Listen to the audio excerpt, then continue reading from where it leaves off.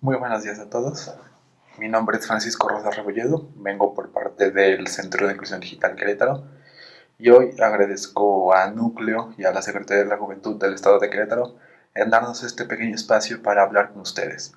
Este pequeño taller se llama Validación de nuestras ideas de negocio con prototipos. Y aquí, cuando escuchamos mucho la palabra prototipos, siempre pensamos prototipos en índole tecnológica, o también lo pensamos mucho de algo como que muy simple, muy casero, muy rústico, algo que nada más hecho con papel. Pero el concepto prototipo realmente va mucho más allá de simplemente ser algo tecnológico, ¿no? Créanme que hay muchísimas cosas que se pueden prototipar. Y lo que vamos a estar descubriendo en este taller es la importancia de por qué prototipar. Sobre todo en estos tiempos que la innovación es algo que se está generando muy muy rápido y la incertidumbre cada vez se hace mucho más fuerte, el hecho de hacer prototipos o el hecho de hacer muestras de un producto final nos va a ayudar muchísimo a saber a qué rumbo debemos ir y a qué rumbo debemos llevar nuestro emprendimiento de una manera más exitosa. Entonces, para comenzar, la palabra prototipo, si bien puede tener muchas definiciones, a mí me gusta mucho esta, que es la de ser un primer ejemplar que se fabrica de una figura, un invento o una cosa. La definición sí se ve un poco sencilla, pero vamos a ver más adelante que esta definición sí se puede ampliar, porque también es posible hacer el prototipado de servicios, el prototipado de cosas que a veces podemos decir son intangibles, pero en realidad también se pueden probar de manera pequeña y al final nos puede ayudar a darnos una retroalimentación muy valiosa para así generar mejoras a nuestro producto final y tener un lanzamiento al mercado muy exitoso. Entonces, ¿qué estaremos viendo en la sesión de hoy? Bien, los 4 puntos que vamos a estar trabajando el día de hoy es una, las consideraciones para un prototipo, las técnicas de prototipado. Igualmente quiero enfocar un poco en cómo puedo yo prototipar un servicio, algo intangible. Y por último, y muy importante, es cómo yo puedo comenzar a validar justamente este prototipo. Esos van a ser los 4 puntos que vamos a estar trabajando el día de hoy. ¿Okay? Bien, antes de hacer un prototipo y antes de hacer o de hacer cualquier cosa, hay que empezar a planear y hay que generarnos siempre unas preguntas clave. Unas preguntas clave que nos ayuden justamente a ver en qué rumbo o ver para dónde vamos a estar trabajando. Entonces, una de esas preguntas clave que yo generalmente me gusta poner o me gusta pues responder antes de yo hacer un prototipo son estas 5. La primera, ¿qué es lo que yo busco validar? Y con decir qué es lo que yo busco validar me refiero a si quiero mostrar tal vez un aspecto del diseño, una funcionalidad en específico, todo un prototipo completo, qué elementos yo soy el que busco validar, qué es lo que necesito prototipar. La segunda, con qué materiales cuento, si tengo al alcance instrumentos más sofisticados para hacer un prototipo de alta fidelidad o simplemente tengo cartón, cartulina, papel. Hay que ver con qué es lo que cuento. ¿Con qué tiempo y presupuesto cuento yo? Eso también implica mucho porque yo podría tardarme muchísimo tiempo en hacer un prototipo de alta fidelidad, pero no se trata de eso, se trata de que en poco tiempo podamos probar una idea. ¿Cómo visualizo el producto final? Eso sí es muy importante de tomarlo en cuenta. Cómo yo comienzo a visualizar cómo al final puede quedar. Pero les digo, finalmente no está susceptible a cambios. Pero sí está muy susceptible a cambios. Entonces lo que tal vez digamos ahorita probablemente cambie a lo largo de que estemos siguiendo o prototipando. Y lo último, ¿qué especificaciones requiero? Requiero que tenga un tamaño en específico, que tenga cierto consumo de batería en específico, que tenga ciertos materiales en particular, que tenga algo en particular que tengo que cumplir sí o sí. Eso también solo es lo que tengo que yo definir. Entonces, generalmente, uno de los problemas que hemos visto al hecho de prototipar es que a veces nos la pasamos tanto tiempo refiniendo, redefiniendo, queriendo mejorar el prototipo sin ni siquiera haberlo probado antes. Y esto créeme que nos pasaba mucho en ingeniería, en el que decíamos, ok, bueno, todavía nos falta mejorar el producto, o todavía no lo quiero lanzar, todavía nos falta mejorar tal, todavía nos falta mejorar esto, pero realmente no sabíamos si las funcionalidades que habíamos puesto o el prototipo que habíamos hecho podría tener funcionalidad real a un público real. Entonces, una de las frases que más me gusta es una que dijo el cofundador de LinkedIn, Reid Hoffman, que es: si no te avergüenza la primera versión de tu producto, es porque lo lanzaste muy tarde. Y esto es algo muy cierto. ¿Por qué? Porque finalmente el prototipo está hecho para que nosotros empecemos a validar si nuestros diseños van por el rumbo correcto o debemos de cambiar la forma en la que lo estamos trabajando. Y si lo podemos probar antes de lanzar al mercado o antes de hacer una inversión grandísima, entonces créanme que va a ser muchísimo mejor y nos va a ahorrar muchísimos costos el hecho de haber probado el producto antes de lanzarlo al mercado. Cosa que a veces se ocurre mucho en los primeros emprendimientos que simplemente lo quiere lanzar y ver y chicle y pega, a ver cómo nos va. Y no es necesario eso. Puedo yo prototipar antes, probar antes si el producto puede tener potencial y ya a partir de ahí yo definir si voy con el rumbo correcto o no. Entonces, ¿cuál es el objetivo de un prototipo? ¿Por qué prototiparíamos? Bien, esto se puede definir de estas dos maneras. La primera sería validar un elemento del producto en particular, tal vez el diseño, tal vez el cómo se ve, tal vez algunos materiales en particular, elasticidad, no sé. Verificar su usabilidad y ergonomía, verificar que realmente es intuitivo para el usuario, verificar que realmente está adecuado al tamaño de la mano o sea muy fácil de usar. Y lo último es obtener un producto mínimo viable. Este término producto mínimo viable probablemente lo escuchen muchísimo en el ecosistema emprendedor por una razón. Finalmente, uno de toda la forma que está trabajando es, si ahorita que estamos innovación rápida, innovación cambiante, innovación que en un momento u otro puede cambiar en cualquier momento, necesitamos primero hacer pruebas. Pero para hacer pruebas, lo que yo puedo hacer primero es un producto mínimo viable. Esto del producto mínimo viable, de hecho, viene de una metodología muy famosa en el emprendimiento que se llama Lean Startup, de y ahí, justamente, habla mucho de generar un producto mínimo viable con el que yo voy a demostrar, con el que yo voy a probar si mi idea de negocio puede tener potencial o no. Y de hecho la definición de producto mínimo viable aparece ahí, miren. Prototipo con las características necesarias para comenzar a atraer clientes potenciales. Ya no es solamente un prototipo cualquiera que yo hago en cartón y papel, sino ya es un prototipo que ya tiene las funcionalidades más necesarias para validar si mi proyecto o mi emprendimiento puede tener potencial o no. Pero al no ser todavía el producto final, es también susceptible a cambios, claro que sí, pero ya está teniendo las funcionalidades necesarias para comenzar a atraer clientes. Y eso sí es algo muy importante que tenemos que tomar en cuenta. Pero piensen que el producto mínimo viable puede aparecer de diferentes maneras y es lo que voy a estar trabajando poco a poco con ustedes. Que el producto mínimo viable puede tener diferentes formas y que podemos validar esto de diferentes maneras. Entonces, miren, generalmente siempre cuando hacían este de producto mínimo viable nos enseñaban el ejemplo, este clásico ejemplo, y a mí me gusta mucho.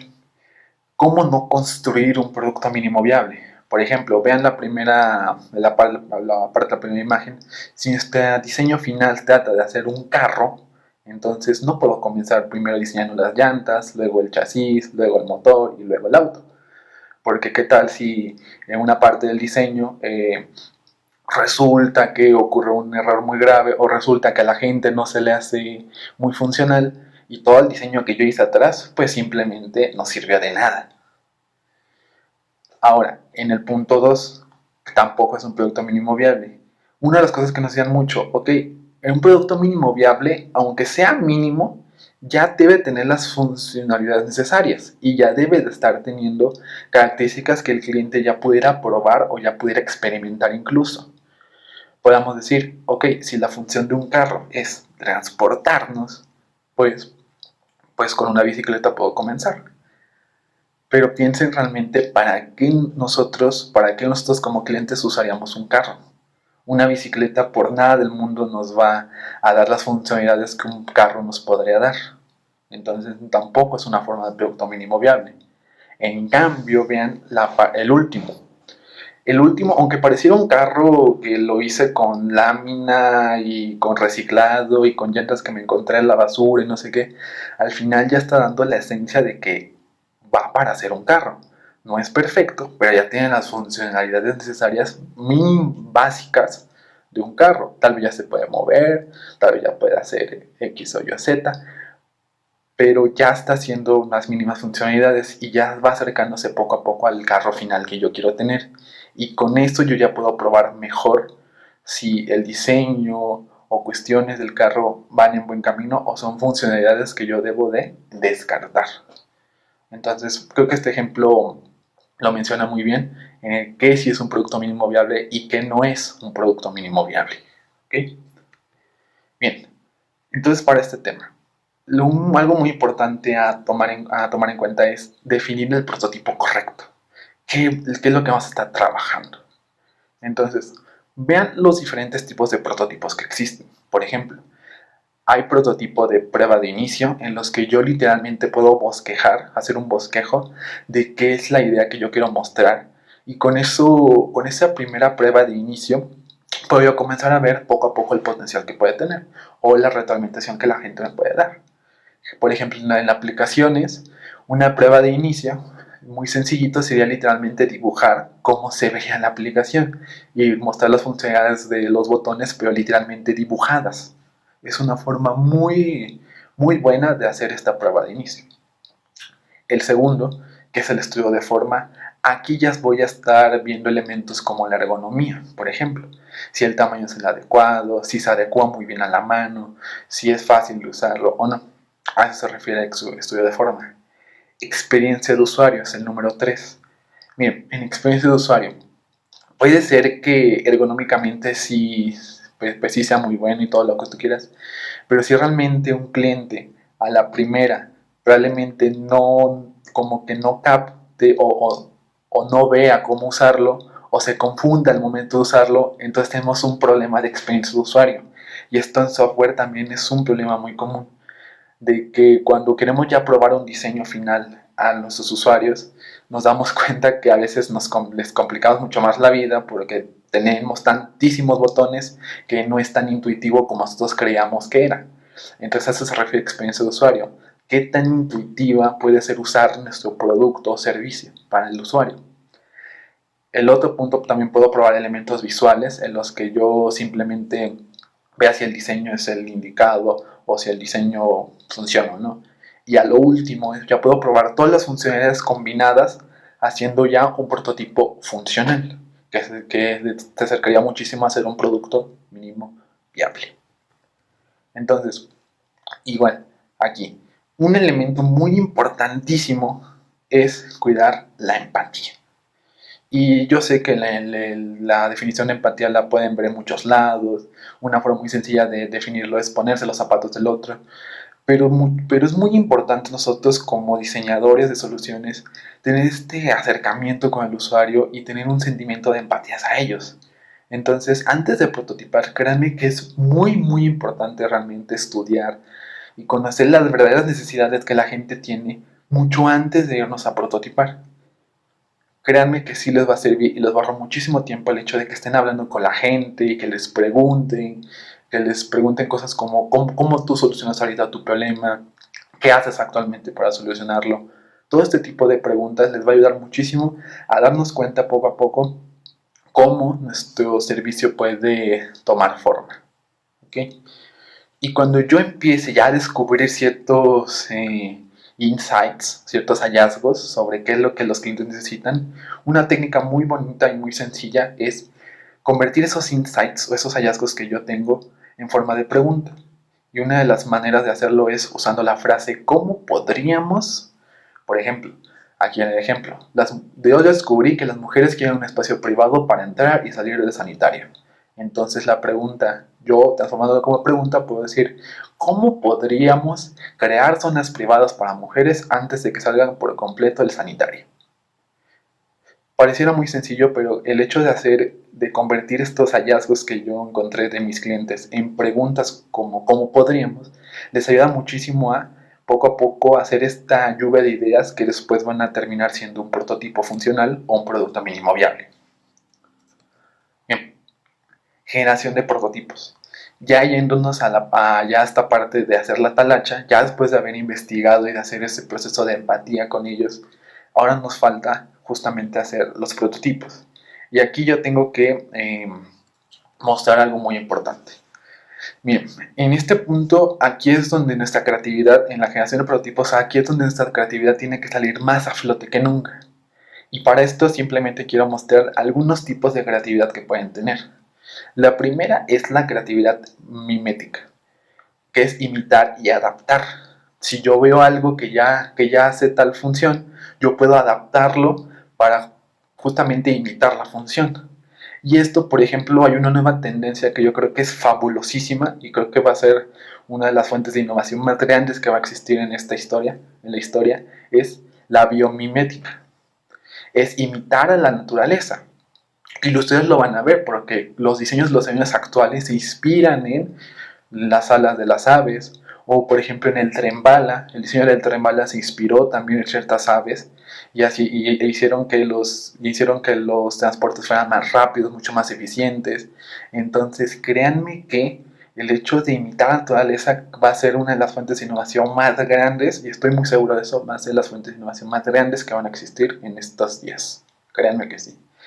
La número 2, que es la disociativa, es el de crear conceptos a partir de lluvias de ideas. También es una opción muy, muy, muy buena. La creatividad analógica, el de relacionar cosas aunque no tengan cierta semejanza. Un ejercicio muy bueno que hacíamos era, por ejemplo, intentar relacionar dos elementos que no tuvieran nada que ver. Por ejemplo, relacionar el término pizza con el término lámpara y cómo se puede relacionar el uno al otro. Es un ejercicio muy sencillo, pero también les ayuda mucho a esta parte de la creatividad. La creatividad narrativa, el hecho de generar historias, de cómo nos va a servir también muchísimo para justamente visualizar cómo puede ser un prototipo. Y la última es la creatividad intuitiva.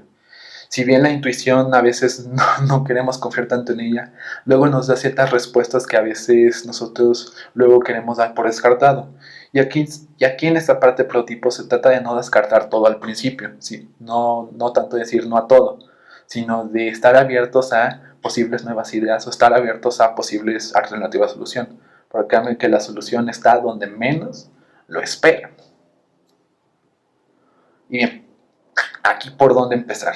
Ya que estoy dándome cuenta poco a poco de qué es lo que necesito hacer, necesito definir algunos puntos como especificaciones técnicas, sobre todo si es un prototipo de hardware o de software, qué especificaciones técnicas tengo que estar cumpliendo, debo de tener, qué tecnologías voy a estar usando, si voy a estar usando tal vez tecnología Wi-Fi, Bluetooth, GPS, no sé, las dimensiones del producto o servicio y los componentes adecuados. Aquí en componentes adecuados, si apenas vamos a hacer los primeros prototipos, pues no se trata de encontrar un componente especializado que haga tal cosa, sino yo puedo imitarlo con otros componentes y con un poquito de programación, pensando que son prototipos de hardware o de software, ¿no?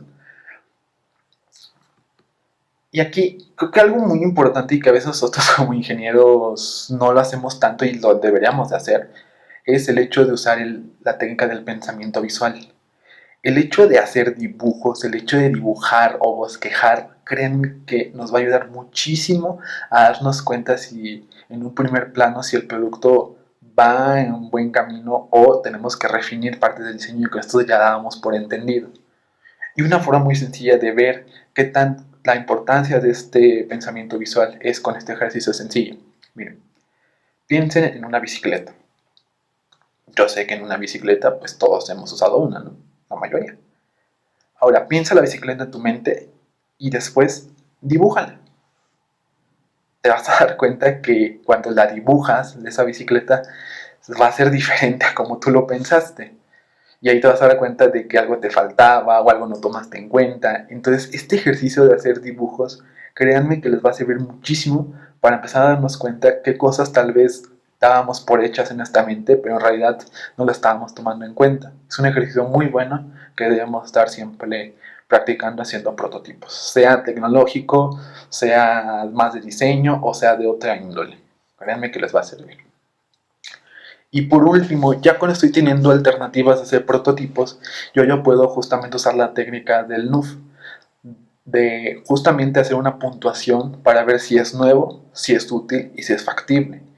Y aquí una técnica muy sencilla es esta, miren.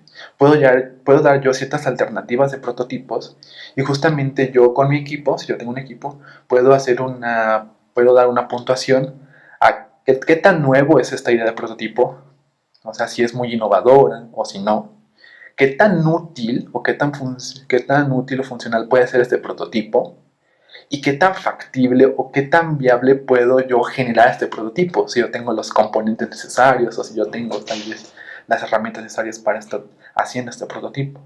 Lo puedo puntuar del 1 al 10 o del 0 al 10, donde 10 es que tengo esa cualidad 100% en este prototipo y 0 es que no lo tengo.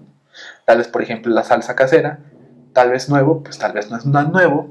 Útil, si es útil, porque finalmente nos da la idea de cómo probar la salsa. Y es factible, sí, porque si tengo los ingredientes para hacer una salsa. Le puedo poner un 2, un 8, un 10, no sé. Pero ustedes deben hacer esa puntuación en equipo para ver cuáles prototipos pueden tener potencial. Aquí no es tanto casarse con la puntuación y ya los demás descartarlos por completo, no.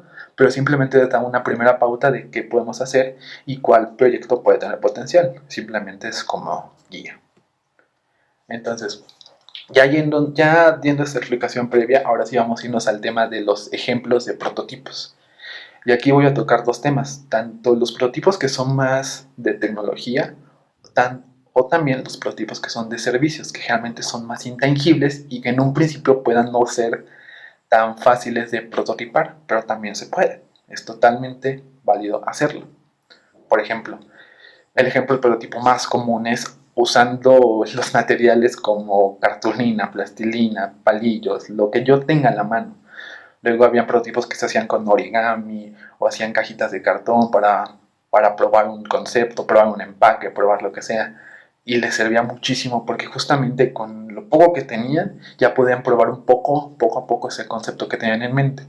Generalmente mencionados los prototipos que son así, no es la única forma, pero sí es una forma muy común en la que trabajamos aquí porque es muy sencillo y es muy rápido de hacerlo. Incluso hay pastas moldeables que ustedes pueden recortar, ustedes pueden trabajar para que justamente desde una forma. Se usa muchísimo, sobre todo si quiero probar conceptos como un chasis, una forma, un tamaño, una dimensión, lo que sea. Para eso me sirve muchísimo. La segunda es usar la impresora 3D. Aquí con la impresora 3D yo puedo hacer ya técnicas de prototipados rápidos, yo puedo obtener diseños incluso en internet, ahorita les voy a pasar unas páginas, yo puedo conseguir los diseños en internet y ahí justamente probando esos diseños yo podría probar aspectos ya visuales, aspectos de ergonomía, aspectos también de tamaño, de versatilidad. Estos técnicas de prototipado por modelos 3D antes sí eran un poco caros y ahorita con el avance de la tecnología se ha hecho muchísimo más barato, mucho más accesible para nosotros y nos puede servir muchísimo, sobre todo para proyectos que son de índole tecnológico. Ya es mucho más sencillo que nunca hacer este tipo de prototipos que son tecnológicos con impresiones 3D. Los bosquejos, lo reitero mucho, los bosquejos son una opción muy importante para estar trabajando y estar haciendo prototipos. ¿Por qué? Porque el simple hecho de empezar a dibujar o el simple hecho de mostrar de manera visual rápidamente un diseño, un concepto, nos ayuda a ver si estamos obviando algo, si estamos olvidando algo o si poco a poco esto puede tener forma. Créanme que hacer bosquejos les va a ayudar muchísimo, sobre todo si están en proyectos de software o ingeniería, porque les va a dar siempre una buena pauta de cómo quiero que se vea, cómo se puede usar y les va a ahorrar, créanme, muchísimo tiempo y muchísimos dolores de cabeza, se los aseguro. Hay una técnica que en lo personal también me encanta, que se llama la técnica del mago de Oz. Esta técnica del mago de Oz, ¿de qué trata? Bien, en 1984, ya un tiempito atrás, IBM quería mostrar o quería probar la viabilidad de justamente de que este tipo de comandos de voz o la tecnología que actualmente tenemos en la que hablamos y lo que hablamos se pone en texto, ellos querían probar justamente si esta idea puede tener potencial. Allá en el 1984, pues tal vez no teníamos la tecnología para hacer esto, pero IBM quería probar la viabilidad de esta opción. Entonces, ¿qué fue lo que hicieron ellos? Sencillo. Lo que hicieron ellos fue que un usuario, sin que ellos supieran, un usuario simplemente hablaría y la computadora escribiría lo que ellos decían. Pero para hacer esto lo que hicieron fue que una persona detrás estaba escuchando lo que la gente decía y esa persona literalmente escribía en su computadora lo que la persona dijo, haciendo la simulación de que estaba funcionando la tecnología. Parecía algo muy rústico y algo casa que digas, oye, esto no me lo esperaba, pero sí es una técnica muy buena para prototipar, porque si yo puedo probar que una idea tiene potencial antes de meterme incluso a cuestiones ya de software o de hardware, créanme que también nos va a ayudar muchísimo a ahorrarnos tiempo y esfuerzo, muchísimo. También, por ejemplo, existe la alternativa de hacer prototipos electrónicos y una de las formas de hacerlo, que creo que tal vez muchos conozcan, otros tal vez no, es usando tarjetas de programación como Arduino, una Raspberry.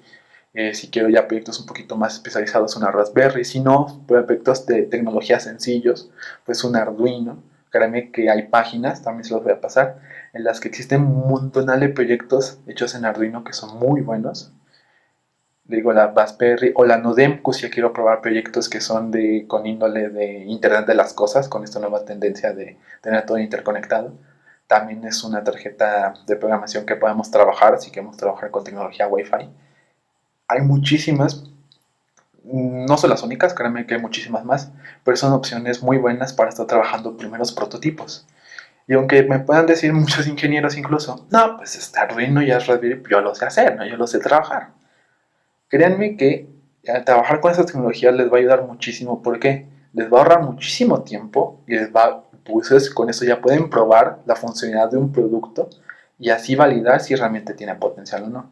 Créanme que han habido proyectos emprendedores que han ganado pues bolsas casi millonarias y sus prototipos seguían estando en Arduino o en Raspberry. No los habían pasado todavía a un circuito integrado o algo por el estilo. Entonces sí es una opción muy buena el hecho de que yo pueda trabajar con esas tecnologías mientras esté justamente en esta fase de probar o en esta fase de mejorar el producto mínimo viable. Y bien, ya para irme a la parte interesante, ¿cómo puedo yo hacer el prototipo de los servicios? Creo que es algo que sí va a ser muy importante para ustedes, haciendo el prototipo de servicios. Si bien pueden sonar que son como intangibles, no lo ven de esa manera. Los prototipos también los servicios también se pueden prototipar, aún siendo intangibles. Y ahí te vas a ver las siguientes formas. Una de las primeras que a mí me gusta también, me gustan muchas formas de prototipar, es usando el Customer Journey. El Customer Journey. Literalmente el Customer Journey, si lo traducimos a español, es el mapa de la ruta de cliente. Y este mapa de la ruta de cliente lo que te va a decir es cómo nuestro servicio o producto interactúa con el cliente. Y no solamente es hacer como una línea de tiempo en la que nosotros definimos cómo el cliente y nosotros interactuamos, sino que hay que mostrar también los sentimientos detrás de esa experiencia del cliente y también tomar en cuenta los puntos críticos de interacción que hay entre nosotros y el usuario final. Un ejemplo muy sencillo de un Customer Journey, si lo quieren ver de esta manera, es este, miren. Vean que estos son los puntos de interacción en la parte de arriba, los puntos de interacción entre el cliente y el restaurante. Vean que, por ejemplo, comienza con entrada local, que lo atiendan los camareros, que escojan una mesa, que vean la carta, escoger los platos, comer, pedir postre y pagar.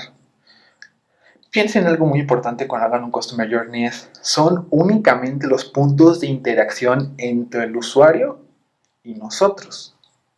Si no existe interacción con el usuario, este elemento no va. ¿A qué me refiero? Por ejemplo, yo podría haber puesto elegir platos y hacer comida.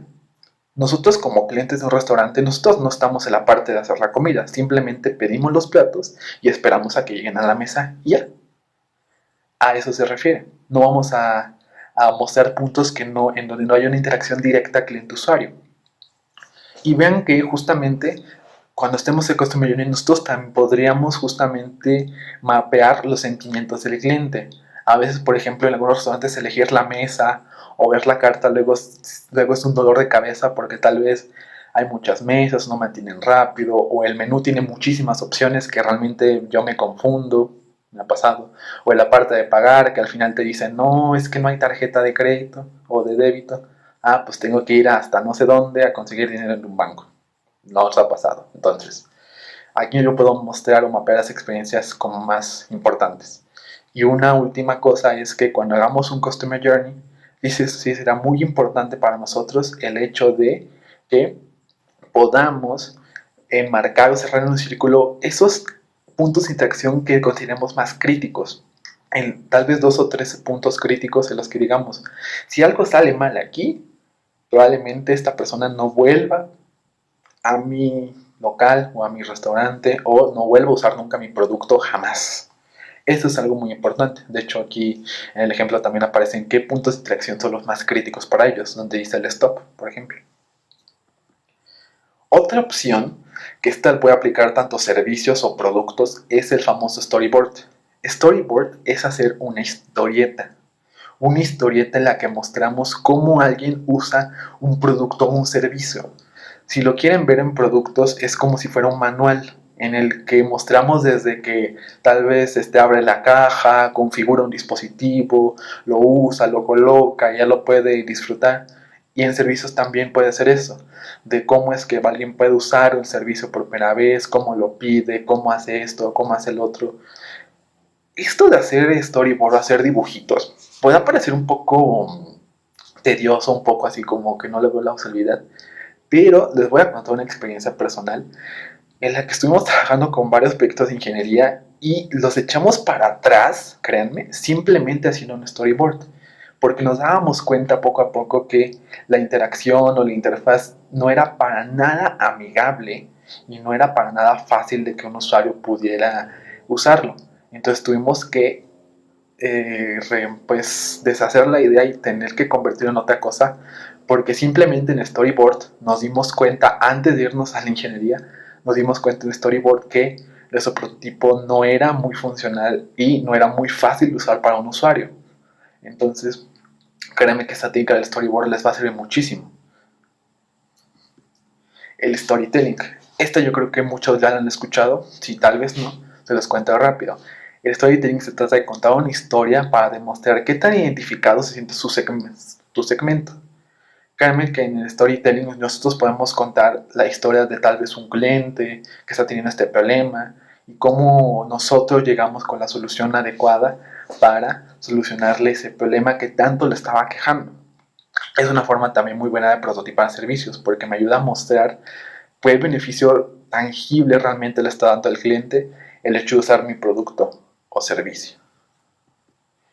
Otra opción que existe es hacer un one pager. El one pager que de hecho está aquí, el azul, es uno que hicimos nosotros. Tal vez sí tiene algo de letra, pero pues finalmente un one pager lo que busca es que yo pueda mostrar los elementos más importantes de mi producto o servicio.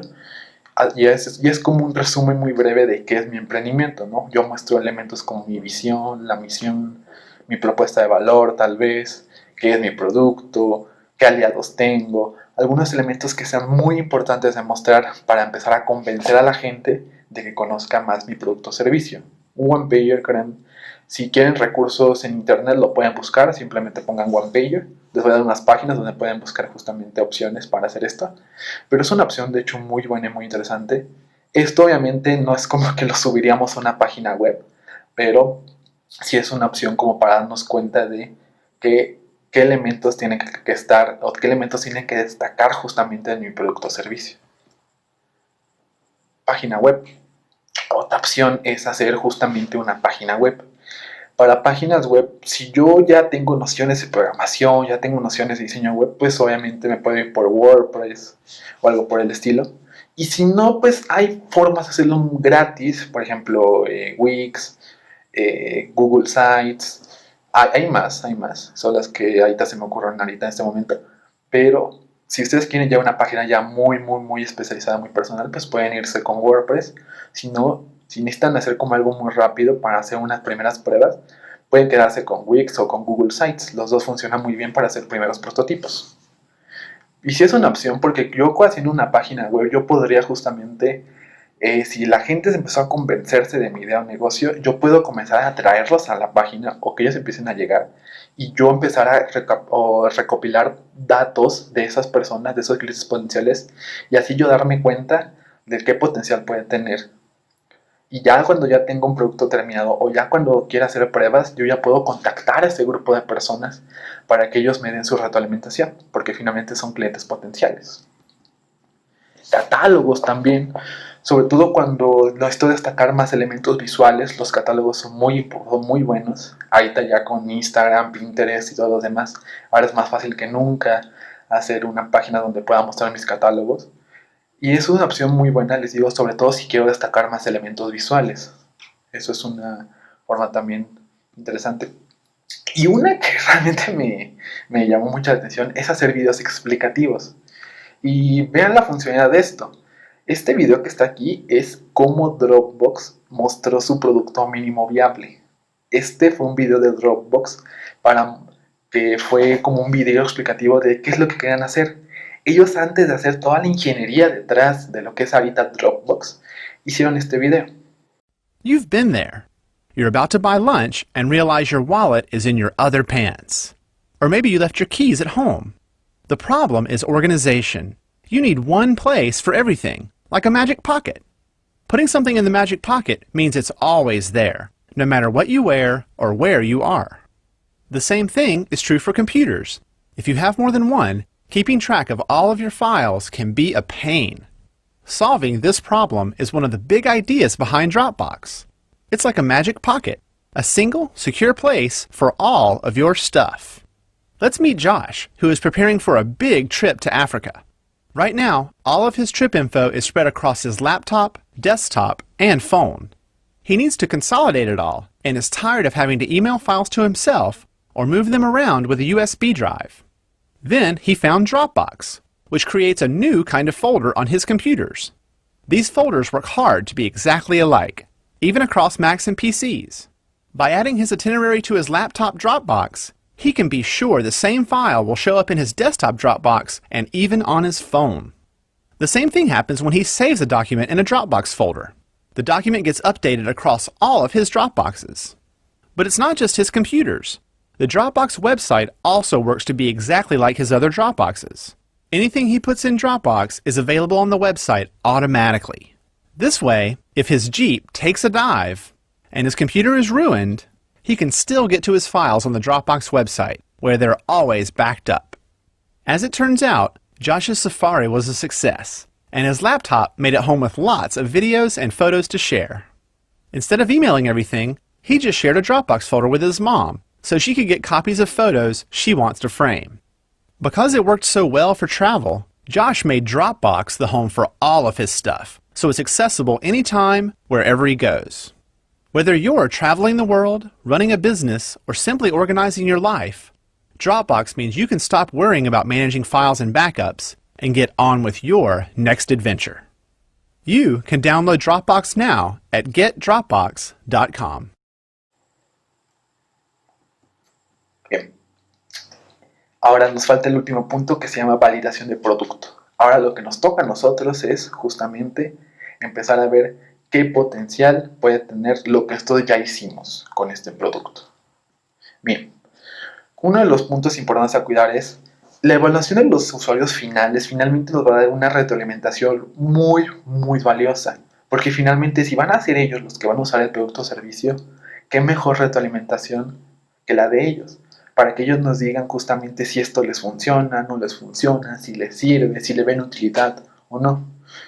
Y esto no solo nos ayuda a tal vez a mejorar aspectos del prototipo, sino también nos va a ayudar muchísimo a entender mejor cuál es el problema. Porque puede ser que yo haga un prototipo y al final ellos digan, ¿sabes qué? A mí no me sirve de nada. Y ahí tendremos que nosotros volver a investigar o volver a hacer este proceso de empatía para ver cuál es realmente el problema. Y aquí creo que es muy importante tomar en cuenta esto. Primero hay que entender muy bien el problema antes de ya meternos a hacer un prototipo, porque siempre como ingenieros, sobre todo los ingenieros, nos gusta irnos directo a hacer un prototipo, sin ni siquiera saber cuál es la verdadera necesidad que hay que resolver. Y el hecho de probarlos ante el público nos vamos a dar cuenta si estamos en un rumbo correcto o de plano estamos ciegos. Una cosa aquí muy importante, que de hecho lo dice el libro de Sprint, de una metodología Sprint de Google, que es muy buena, se lo recomiendo el libro, es que con 5 usuarios, con que pueda yo trabajar para hacer esta retroalimentación, es un número más que suficiente para empezar a ver o empezar a darnos cuenta de qué está funcionando y qué no está funcionando en su prototipo. Con 5 usuarios. No estamos más, no pueden ser menos, no necesariamente más. Con 5 nos podemos quedar para hacer estas evaluaciones ya más a profundidad de si realmente el producto funciona o no. ¿Cómo evaluar? Bueno, primero hay que darle a los usuarios usar a los prototipos sin necesidad de nosotros estar ahí como explicándoselos, porque finalmente nuestro producto va a estar en el mercado y no va a haber nadie que les explique cómo usarlo. Nosotros debemos de ver si realmente nuestro producto es fácil de usar o si es intuitivo o si hay algo que debemos de mejorar para que realmente pueda ser usable por la persona. Debemos crear un ambiente adecuado para usarlo, por ejemplo. Por ejemplo, si yo quiero mostrar la función de una bicicleta, pues no voy a probar la bicicleta en un cuarto chiquito. Tengo que irme a un espacio más amplio para ver si la bicicleta pues, puede funcionar o no. Yo, por ejemplo, puedo hacer la comparación de distintos prototipos que yo ya he hecho antes y verificar cuáles funcionan mejor y cuáles no les gusta tanto, por ejemplo. Una que es muy importante es crear preguntas abiertas para el usuario. Porque a veces, aquí en esta parte de crear preguntas abiertas sí es muy importante porque a veces nosotros queremos que al final salga bien, ¿no? Queremos que al final la gente le guste. Y luego hacemos ciertas trampas para que la parte final de documentación digamos, no, es que al usuario le gustó. Pero puede ser que en realidad no le gustó y tú solamente lo guiaste con sus respuestas para que él te dijera que sí. Hay que ser muy abiertos a estas preguntas y hay que escuchar muchísimo. Igual el último punto es documentar todo lo que podamos de la experiencia del cliente usando nuestro producto. Créanme que si podemos hasta grabar o fotografiar, nos va a ayudar muchísimo. Bien, ¿qué preguntas clave podemos mostrar al usuario? Vean estas, por ejemplo. ¿Qué piensas de este producto comparado con el que usas normalmente? Esa es una pregunta muy abierta que nos va a dar mucha retroalimentación. ¿Qué sí o qué no te ha gustado del producto? ¿Cómo tú le describirías el producto a un amigo? Y la última, si yo te diera 3 deseos para mejorar el producto, ¿qué pedirías? Ojo en esta última pregunta. No se trata de la última pregunta sobre todo, no se trata de que si el usuario te dice, oye es que quiero que le pongas esto, oye es que quiero que sea verde, es que quiero que sea tal, no es que lo hagamos al pie de la letra como él lo dice. Simplemente lo podemos tomar como alguna primera referencia de qué es lo que le está gustando. No se trata de que si él me dice lo quiero verde, lo voy a poner verde a fuerza. No se trata de eso. Pero sí es una opción empezar a escuchar poco a poco lo que la gente nos dice de nuestro prototipo.